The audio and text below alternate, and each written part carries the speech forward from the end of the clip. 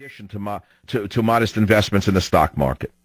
While you and I played by the rules and trusted Wall Street with our monies, others behind the scenes manipulated America's leading financial institutions for their own personal gain. That gain wasn't just measured in lining their pockets. In some instances, as you'll see in a moment, it was to advance an agenda. Case in point, page 80. In 2007, Christopher Cox, then chairman of the SEC, under pressure from lobbyists, did not prevent the change of two regulations that allowed hedge fund pirates to plunder the U.S. financial markets. This change in policy was responsible for driving down the value of America's assets by more than $10 trillion in 2008. Let's be clear. There was an agenda lurking behind the shadowy dealings. Is it a coincidence that this happened right before the presidential election? Hardly. Where did those dollars go? I'm going to continue on page 80 of Trickle Up Poverty when I return right here in the Savage Nation. Savage. Now let me go back to my chapter. Nightmare on Wall Street. I told you about my first bank account, Banker's Trust. I can still remember the book to this day, right? And I earned interest, and I became a capitalist. Then I told you about Christopher Cox, then chairman of the SEC. Under pressure from lobbyists, did not prevent the change of two regulations that allowed hedge fund pirates to plunder the U.S. financial markets.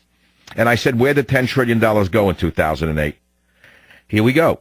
Page 80, Trickle Up Poverty. They ended up in the hands of a relatively small number of people and companies whose purpose was far more nefarious than merely making profits.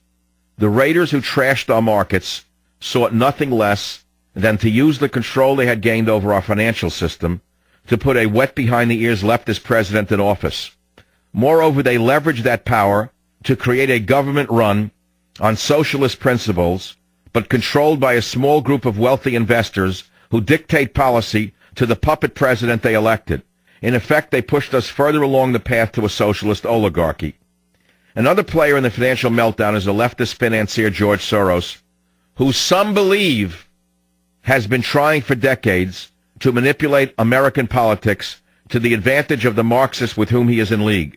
It seems to me that Soros tried to rig the 2004 presidential election in favor of John Kerry. How?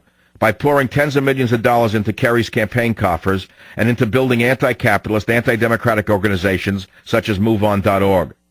In spite of that massive investment, Soros was unsuccessful. Did he give up? Far from it, page 81. During the next few years, the Managed Funds Association, MFA, a group of hedge fund investors with whom Soros is affiliated, lobbied SEC Chairman Cox to have the rules changed. Why?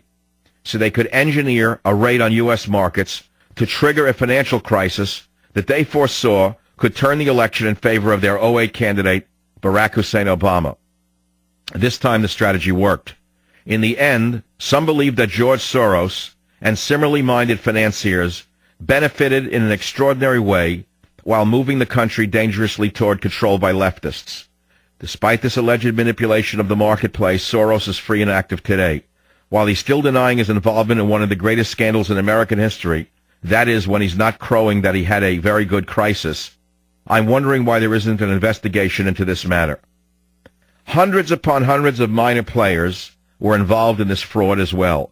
Another member of the MFA is John Paulson, no relation to former Treasury Secretary Henry Paulson, one of the architects of the TARP bailout. Paulson saw the value of his hedge fund firm rise exponentially in '07 thanks to the rule changes that the MFA lobbied for.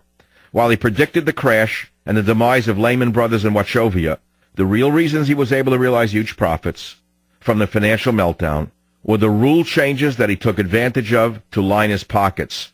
Paulson, like Cox and Soros, is still plying his trade, in his case as a hedge fund trader. He's still enjoying the billions of dollars in profits he made personally from participating in the attack on the American economy. Reference number 4. Now, I got to say something right here. Every one of these statements is backed up with a reference. It's not going to make a lot of people happy. A lot of them are going to deny everything in this book.